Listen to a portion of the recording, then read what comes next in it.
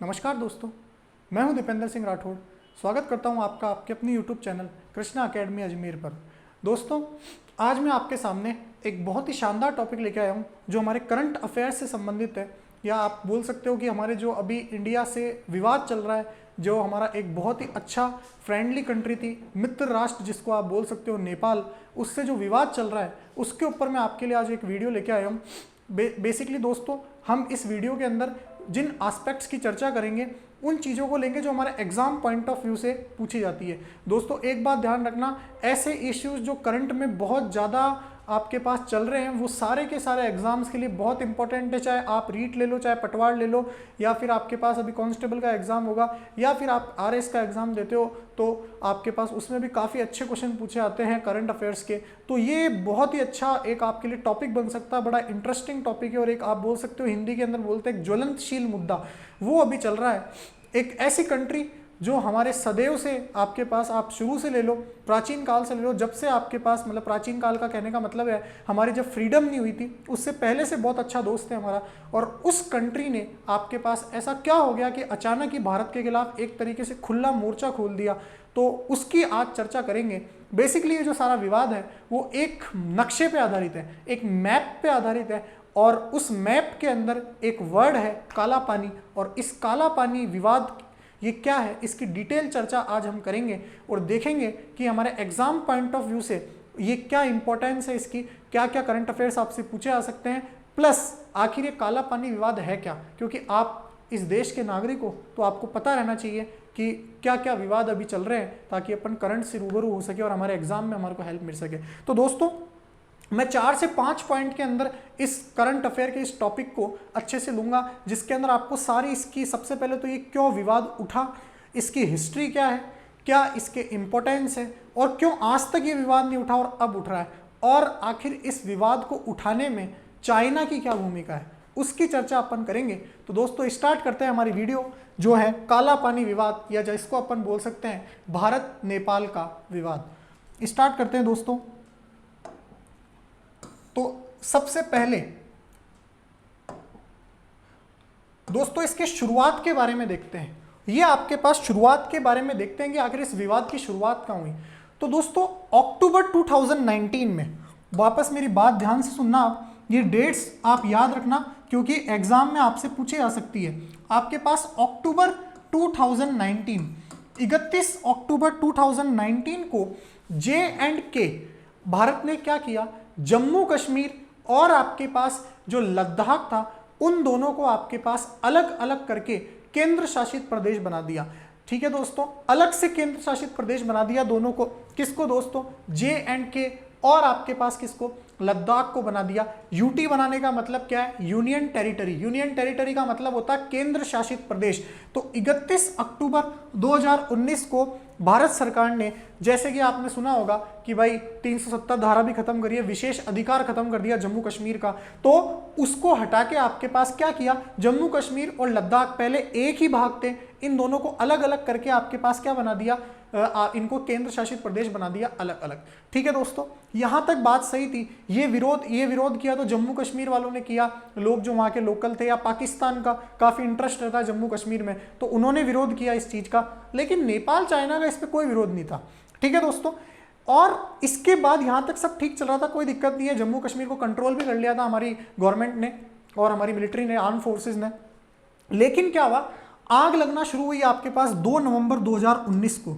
ये वो डेट थी जब आपके पास इस विवाद की शुरुआत हुई थी। दोस्तों, 2 नवंबर आपके पास 2019 को इंडियन गवर्नमेंट ने, भारत सरकार ने भारत का नया नक्शा जारी किया। चूंकि आपके पास केंद्र शासित प्रदेशों की संख्या बढ़ गई, तो आपके पास क्या हुआ कि नया नक्शा जारी किया, और उस नक्शे के अंदर आपके पास क्या किया उन्होंने, ध्यान से सुनिएगा, बहुत ही इंपॉर्टेंट क्वेश्चन है, पूछा जा सकता है आपसे। 2 नवंबर 2019 को जब ये आपके पास यूनियन टेरिटरी बनाई दो, उसके बाद में नया नक्शा जारी किया इंडियन गवर्नमेंट ने, और उसके अंदर पीओके को, पीओके आपको पता होना चाहिए आपके पास 1947, पीओके का मतलब है पाक ऑक्यूपाइड कश्मीर, यानी पाक अधिकृत कश्मीर। 1947 के अंदर पाकिस्तान ने क्या करा था, भारत के आपके पास पूर्वी भाग पर कब्जा कर लिया था और उसका नाम क्या दिया था आपके पास, पीओके नाम दिया था। और इस पीओके को आपके पास पाकिस्तान ने हथिया लिया था और अपनी सेना का आपके पास वहां पे मोर्चा बना दिया था। तो पीओके को आपके पास J&K में शामिल किया। किसने किया? आपके पास भारत सरकार ने अपने नक्शे के अंदर पीओके को, पाक अधिकृत कश्मीर को किसका हिस्सा बताया दोस्तों? हमारे जम्मू कश्मीर का हिस्सा बताया, जो कि है भी सही। ऐसा नहीं है कि आपके पास बताया ही है, सिर्फ है भी सही, लेकिन पाकिस्तान ने इसे हटा लिया था 1947 के अंदर। इसी तरीके से पाकिस्तान के दो और इलाके, एक तो गिलगिट और एक आपके पास बल्टिस्तान, इन दोनों को भी भारत ने अपना हिस्सा बताया। और किस मैप के अंदर, मानचित्र के अंदर, किस हिस्से के अंदर शामिल किया दोस्तों? लद्दाख के अंदर शामिल किया।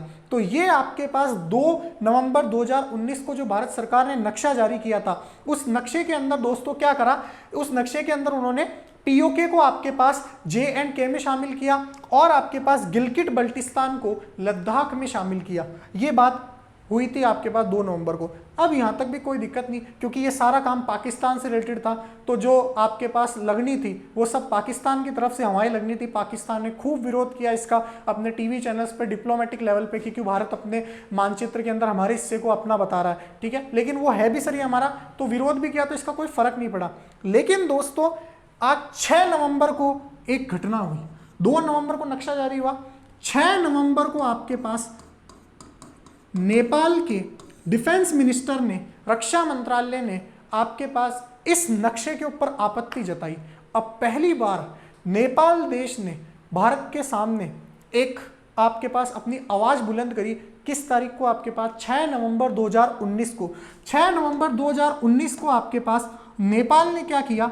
नेपाल ने विरोध जताया किसका? कि इस नक्शे का। और दोस्तों आखिर मैं ऐसे बोलूं, नेपाल तो आपके पास एक तरीके से एक मोहरा था। उस मोहरे के पीछे आप समझते हो ना, आपने सुना होगा शतरंज में प्यादा होता है, वो प्यादा था एक तरीके का नेपाल तो, क्योंकि एक छोटी सी कंट्री है, 2 करोड़ 85 लाख के आसपास जनसंख्या है, पॉपुलेशन है। उसके पीछे जो हाथ था वो इस देश का था, चाइना का। सबसे पहले इस चीज का विरोध जो करना स्टार्ट किया वो चाइना ने स्टार्ट किया। चाइना ने ही नेपाल को बताया कि भाई आप इस चीज का विरोध करो। क्यों करेगा चाइना ने ऐसा, वो अपन लास्ट में देखेंगे। अभी चाइना ने बोला कि भाई साहब, इंडिया ने जो अपना मैप जारी किया है उसके अंदर 3 ऐसे आपके पास क्षेत्र हैं जो भारत के क्षेत्र नहीं है, वो नेपाल के क्षेत्र हैं। अब ये क्षेत्र आपसे पूछे जा सकते हैं कि चाइना ने जिन क्षेत्रों का विरोध किया था वो कौन कौन से थे। एक तो आपके पास काला पानी, जो अपना टॉपिक है आज का, काला पानी क्षेत्र चाइना ने बोला कि ये भाग भारत का नहीं है, ये भाग आपके पास नेपाल का है। इसी तरीके से लिपू लेक बड़ा फेमस है, एक दर्रा है लिपू लेक के नाम से, आपने ज्योग्राफी के अंदर पढ़ा होगा। आपके पास काला पानी और आपके पास लिपू लेक और एक और है आपके पास लिम्फियाधुरा। ये 3 आपके पास इलाके ऐसे बताए चाइना ने, जो बोला कि ये भारत का हिस्सा नहीं है, ये हिस्सा आपके पास नेपाल का है, नेपाल का हिस्सा है, और भारत ने अपने मैप में इसको गलती से बताया है। अब देखिए ये बात स्टार्ट हुई। अब भारत सरकार का इस पे एक्शन क्या था? क्योंकि नेपाल ने 6 नवंबर को ये बात बोली, किसकी वजह से? चाइना की वजह से।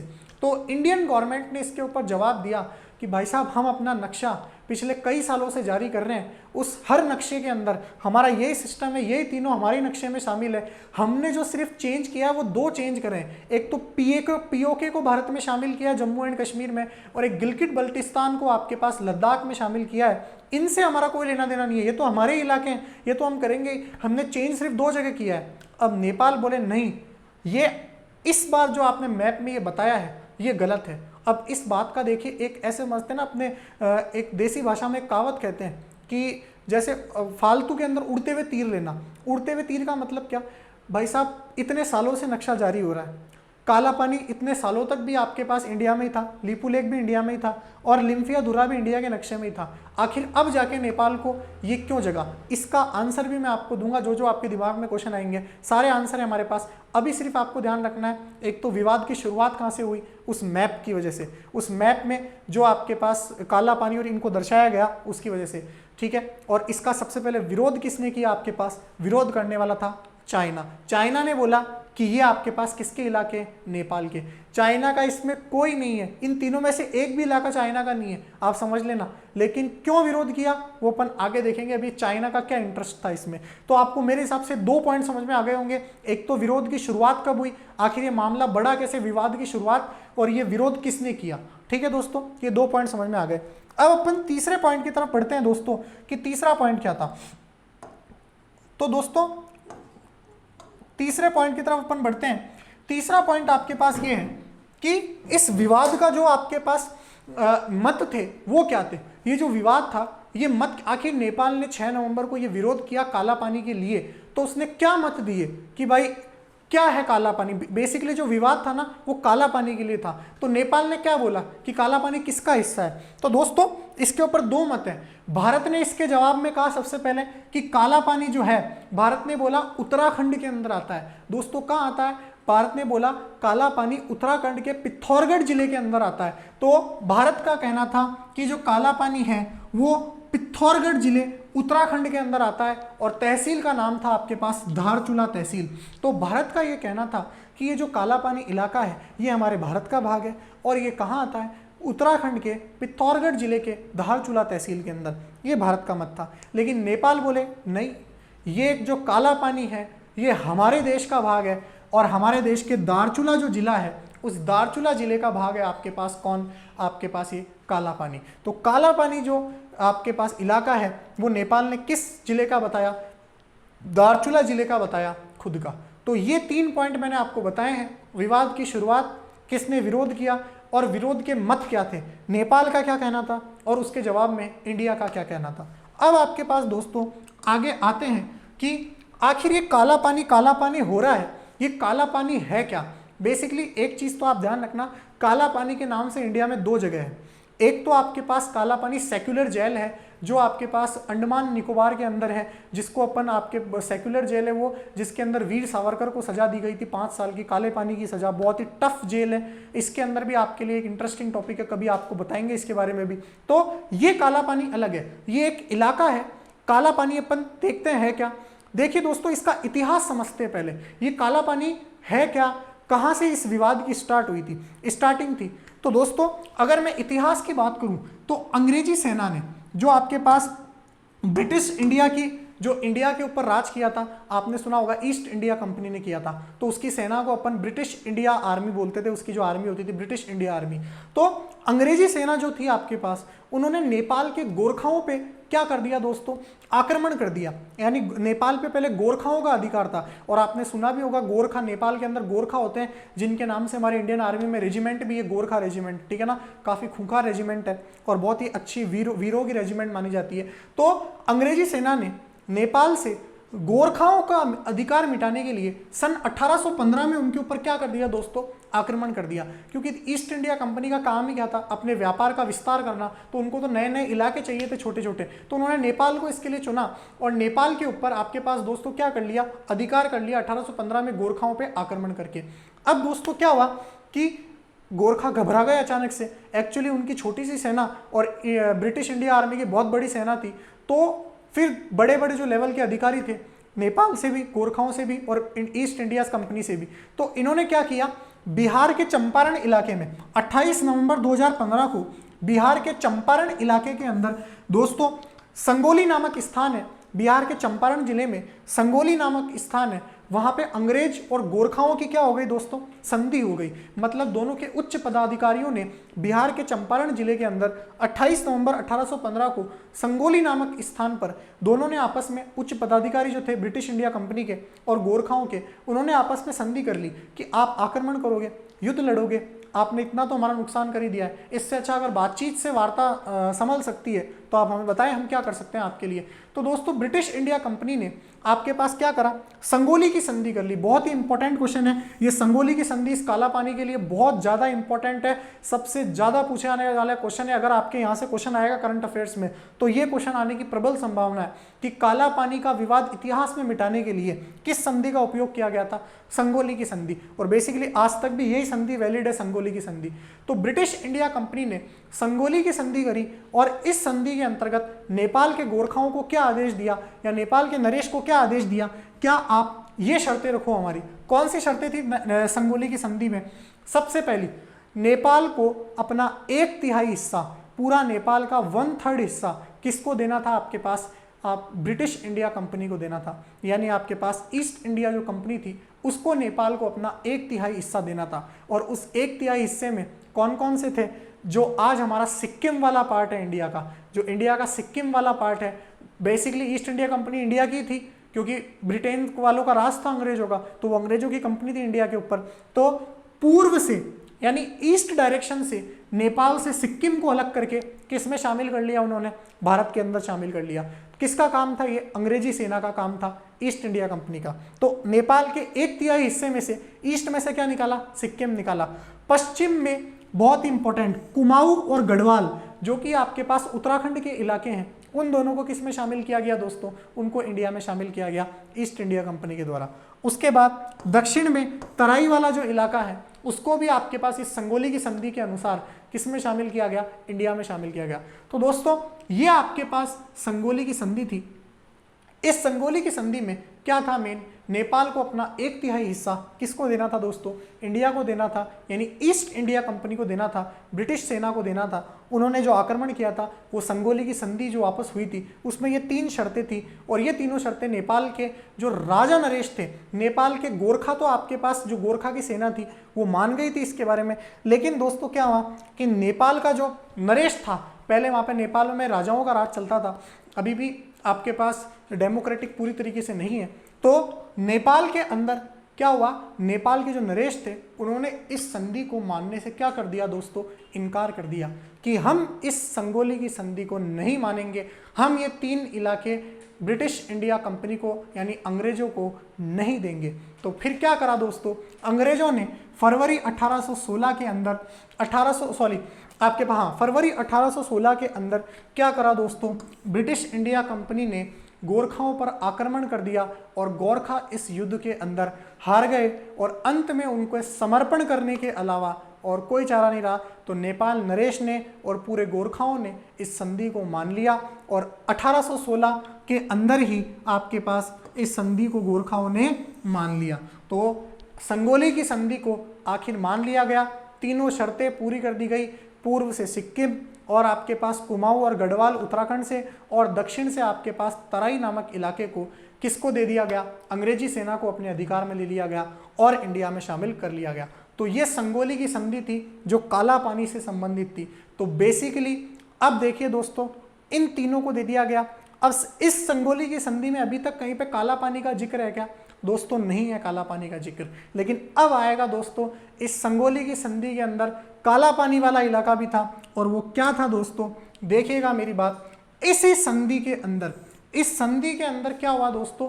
अभी मैं आपको मैप से बताऊंगा, आपको ध्यान रखना है। आपने ज्योग्राफी के अंदर पढ़ा होगा एक काली नदी, महाकाली नदी, जिसको काली नदी या महाकाली नदी बोलते हैं, जिसको इंडिया में शारदा नदी के नाम से पुकारा जाता है। और वो शारदा नदी इसी काला पानी इलाके से निकलती है, काला पानी के पास से निकलती है।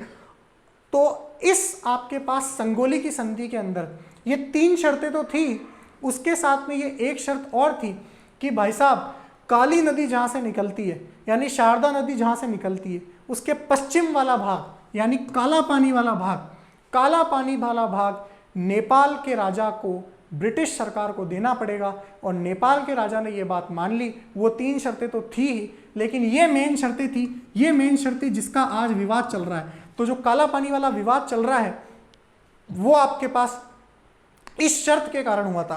तो क्या करा दोस्तों? काली नदी जो शारदा नदी है उसके पश्चिम के अंदर वाला जो भाग है यानी जो काला पानी वाला भाग है वो नेपाल के राजा को किसको देना था? ब्रिटिश इंडिया कंपनी को देना था, और उन्होंने दे दिया। तो बेसिकली अब ये किसका भाग हो गया? जब संधि के ऊपर साइन हो गया तो फिर ये इंडिया का भाग हो गया। इंडिया कहने का मतलब उस समय जो ब्रिटिश इंडिया का राज था यानी इस अंग्रेजी सेना का इंडिया पे राज था, तो उनका भाग हो गया, यानी आज हमारा भाग हो गया। तो ये आपके पास दे दिया। अब बोलोगे साहब, आप बोलोगे इसका प्रूफ क्या है? हम कैसे मान ले संगोली की संधि के अंदर नेपाल के राजा ने ये जो आपके पास काला पानी वाला भाग था वो इंडिया को दे दिया? भाई साहब आज भी आप अगर ब्रिटिश इंडिया लाइब्रेरी जो इंग्लैंड के अंदर स्थित है, ब्रिटेन के अंदर स्थित है, उसमें जाओगे तो भारत का एक पुराना मानचित्र पड़ा है, और वो मानचित्र किन दो इलाकों का है, उत्तराखंड के कुमाऊं और गढ़वाल जो इलाके हैं उनका मानचित्र, जो कब रिलीज हुआ था, 1869 में, 1879 में रिलीज हुआ था, उसका मानचित्र पड़ा है। और उस मानचित्र के अंदर साफ साफ काला पानी वाला इलाका जो है वो मेंशन है आपके पास कुमाऊं और गढ़वाल में। और कुमाऊं और गढ़वाल किसको दे दिए गए थे आपके पास, भारत को दे दिए गए थे। अभी अभी मैंने बताया था आपको 3 कि उत्तराखंड से कौन से 2 भाग शामिल किए गए, कुमाऊं और गढ़वाल। और जब ये हमारे को दे दिए गए और इस कुमाऊं और गढ़वाल के अंदर काला पानी वाला इलाका भी मानचित्र में शामिल कर लिया गया, तो उस टाइम तो विरोध नहीं किया और उस टाइम संधि पे हस्ताक्षर भी हो चुके थे। तो फिर इसका प्रूफ मांगने वालों को ये जरूर लाइब्रेरी याद करनी चाहिए। आज भी अगर आप ब्रिटिश लाइब्रेरी से मंगाओगे ये मानचित्र तो आपको जरूर मिलेगा, और उसके अंदर ये काला पानी वाला इलाका जो है मेंशन मिलेगा मानचित्र के अंदर। तो दोस्तों ये काला पानी का इतिहास है। क्या समझे आप काला पानी के इतिहास से? मैंने 4 पॉइंट बताए अभी तक आपको। पहला तो विवाद कहाँ से स्टार्ट हुआ, विरोध का मत किस किस ने क्या दिया, इंडिया का मत क्या था, नेपाल का मत क्या था। उसके बाद में दोस्तों जो आपके पास इसका इतिहास क्या है, क्या हिस्ट्री है काला पानी की, तो काला पानी की हिस्ट्री मैंने बताई कि संगोली की संधि हुई थी। उस संगोली की संधि के अंतर्गत काली नदी जो शारदा नदी है उसके पश्चिम वाला भाग जो काला पानी वाला भाग है वो नेपाल के राजा ने ब्रिटिश सरकार को यानी इंडिया ईस्ट इंडिया कंपनी को दे दिया था, और बेसिकली वो हमारे ही हक में है। और प्रूफ इसका है ये लाइब्रेरी के अंदर, ब्रिटिश इंडिया लाइब्रेरी के अंदर बना हुआ चित्र। तो ये आपके पास काला पानी का इतिहास है। अब अपन आगे देखते हैं कि ये काला पानी का महत्व क्या है। बेसिकली इतनी सी जगह के लिए जो हमारा इतना अच्छा मित्र है, इतना अच्छा राष्ट्र है, वो क्यों करेगा आपके पास ऐसी हरकत, क्यों करेगा आपके पास इतनी सी छोटी सी जगह के लिए, वो भारत से लफड़ा क्यों लेगा, भारत से विवाद क्यों करेगा। तो दोस्तों आपको मैं बहुत ही अच्छी बात बताने जा रहा हूं, यहां से आपसे क्वेश्चन जरूर पूछा जाएगा। एक तो आप ध्यान रखना, काला पानी वाला जो इलाका है दोस्तों बहुत ही ऊंचाई पर स्थित है, लगभग आपके पास 6180 मीटर ऊंचाई पर है पृथ्वी तल से, तो ऊंचाई पर स्थित है, प्लस इसका एरिया है 35 किलोमीटर स्क्वायर। अब ये एक तो ऊंचाई पे स्थित है, एक इसका एरिया क्या है 35 किलोमीटर स्क्वायर। अब इस ऊंचाई पे स्थित होने का क्या फायदा है वो मैं बताऊंगा आपको, लेकिन तीसरा पॉइंट सुनो आप। तीसरा पॉइंट सबसे इंपॉर्टेंट, ये एक ट्राइंगल है। जैसे आपने डोकलाम सुना होगा, डोकलाम विवाद चल रहा है, अभी भी वापस बताऊंगा मैं आपको, एक नए करंट अफेयर का टॉपिक है, अभी डोकलाम विवाद भी चल रहा है काफी सालों से और अभी वापस करंट इशू में आ गया है। तो देखिए ये ट्राइंगल है डोकलाम की तरह। क्या है ट्राइंगल काला पानी? ट्राइंगल का मतलब क्या है, इससे 3 देशों की सीमा लगती है। एक तो आपके पास है इंडिया, एक है नेपाल और एक है चीन। तो यानी 3 देशों की सीमा लगने के कारण आपके पास एक बहुत ही इंपॉर्टेंट जगह है ना, क्योंकि भारत, नेपाल, चीन तीनों की सीमा लगती है। मैं आपको बताता हूं किस तरीके से। तो देखिएगा दोस्तों, ये आपके पास उत्तराखंड, ये आपके पास देखिए दोस्तों इस तरीके से, ये जो है ये हमारे इंडिया वाला पार्ट है, ये हमारे इंडिया वाला पार्ट है, और इंडिया वाले पार्ट से ये दोस्तों इस तरीके से ये आपके पास चाइना वाला पार्ट है, और ये हमारा नेपाल वाला पार्ट है। तो ये जो पार्ट है आपके पास, ये वाला पार्ट, ये काला पानी वाला पार्ट है दोस्तों, ये आपके पास काला पानी वाला पार्ट है। और इस काला पानी से आपके पास ये रिवर भी निकलती है इसके पास से, और ये रिवर कौन सी है, काली नदी, जिसको आप भारत में बोलते हो शारदा नदी। तो दोस्तों ये आप देख सकते हो 3 आपके पास कहाँ पे स्थित है, 3 देशों की सीमाओं पे स्थित ये आपके पास एक प्रकार का इलाका है, बहुत ही इंपॉर्टेंट है, ट्राइंगल है। किस तरीके से, एक तरफ है चाइना, एक तरफ है इंडिया और एक तरफ है नेपाल, और बीच में आपका है ये काला पानी। और ये काला पानी ये बीच में होने के कारण ये बहुत ही इंपॉर्टेंट जगह है, प्लस ये बहुत ऊंचाई पर स्थित है। दोस्तों ऊंचाई पर स्थित होने से क्या होगा, क्या महत्व है इसका, चीन आपके पास इस ऊंचाई पर आना चाहता है और इस पे कब्जा करना चाहता है, और अगर एक बार चाइना ने इसके ऊपर कब्जा कर लिया तो भारत के ऊपर आक्रमण करना बहुत ही आसान हो जाएगा। इसलिए इसकी इंपॉर्टेंस है, ये बहुत ही ऊंचाई पर है, तो दुश्मन पे नज़र रखना बहुत आसान है। आपको पता है ऊंचाई पर नज़र रखने से बहुत ज़्यादा आसानी होती है दुश्मन को। अगर कोई चीज़ ऊंचाई पे स्थित हो, नीचे की चीज़ें आराम से दिखेगी उसको, तो सारी गतिविधियाँ हो सकती है, इसलिए बहुत ही इंपॉर्टेंट जगह है। प्लस दोस्तों ये क्या है, ट्रायंगल पे स्थित है, तीनों देशों की सीमाओं पे दोस्तों स्थित है। अगर मैं इसको उत्तराखंड वाले मैप पे देखूं तो उत्तराखंड वाले मैप के अंदर अगर मैं दिखाऊं आपको तो इस तरीके से ये देखिए दोस्तों, यहाँ पे स्थित है, ये काला पानी आपके पास काला पानी वाला इलाका है, ये वाला इलाका आपके पास काला पानी वाला है जो कहलाता उत्तराखंड के अंदर शामिल है और काफ़ी सालों से आपके पास ये मैप के अंदर यहीं पे आ रहा है। तो उत्तराखंड ये मैप पे ये काला पानी इस जगह स्थित है। तो दोस्तों ये हमारा काला पानी की स्थिति है मैप के अंदर। अब देखिए दोस्तों, आप बोलोगे कि सर एक बात बताओ कि काला पानी जो विवाद है ये अभी क्यों उठा। भाई ये काला पानी वाला विवाद, एक तो आप महत्व समझ गए होंगे इसका। महत्व क्यों है, क्योंकि एक तो ऊंचाई पे स्थित है प्लस ट्रायंगल है, तीनों देशों की सीमाओं से लगता है। दोस्तों ये क्यों उठा विवाद और कौन है इस विवाद को उठाने वाला, मैं आपको बताता हूं। आज तक नेपाल ने विवाद इसलिए नहीं उठाया क्योंकि नेपाल को आपके पास इससे कोई मतलब भी नहीं है। इसके पीछे जो इंटरेस्ट है ना असली, वो असली इंटरेस्ट है चाइना का। अब चाइना का इंटरेस्ट कैसे है दोस्तों, आपने सुना होगा 1962 के अंदर युद्ध हुआ था इंडिया और चाइना के बीच में, और चाइना ने मतलब इंडिया की भारत की उसमें हार हुई थी उस युद्ध के अंदर कुछ कारणों से, और चाइना ने हमारे हिमालय का अक्साई चीन वाला भाग आपके पास हथिया लिया था, जिसको अक्साई चीन बोला था उन्होंने। तो अक्साई चीन वाला भाग चाइना ने हथिया लिया था, लेकिन बाकी भागों पे चाइना इतनी अच्छे तरीके से अटैक नहीं कर पाया था। कई जगह भारत को घेरा, लेकिन चाइना ने काला पानी इलाके के अंदर भारत को घेरना तो छोड़ो, काला पानी इलाके के अंदर घुसने की भी हिम्मत नहीं करी। क्यों, क्योंकि काला पानी के अंदर भारत ने अपनी पोस्ट बनाई हुई थी आर्मी की, यानी आपके पास एक चौकी बनाई हुई थी, और उस चौकी आपको पता है काला पानी बहुत ऊंचाई पे स्थित है। तो अगर चाइना के सैनिक आते भी सही तो भारत वालों को दूर से दिख जाते सैनिकों को, और उनकी मृत्यु वहीं पर हो जाती चाइना वाले सैनिकों की। तो चाइना ने वहां घुसने की हिम्मत नहीं करी, क्योंकि उनको पता था कि भारत की सैन्य चौकियां यहाँ बनी हुई है। तो 1962 के युद्ध से चाइना के वो जो आपके पास काला पानी वाला इलाका है, भारत ने अपनी सैन्य चौकियां आज भी बना रखी है। आज भी अगर आप इस इलाके में जाओगे तो भारत की आर्मी आपको वहां मौजूद मिलेगी। तो आज तक तो नेपाल ने इसका विरोध नहीं किया। तो दोस्तों इसलिए नहीं किया क्योंकि नेपाल को इससे मतलब ही नहीं है। चाइना ने नेपाल को करने के लिए प्रोत्साहित किया, क्योंकि चाइना डायरेक्ट इसमें कूद नहीं सकता इस विवाद में। क्यों, क्योंकि उसका इलाका ही नहीं काला पानी।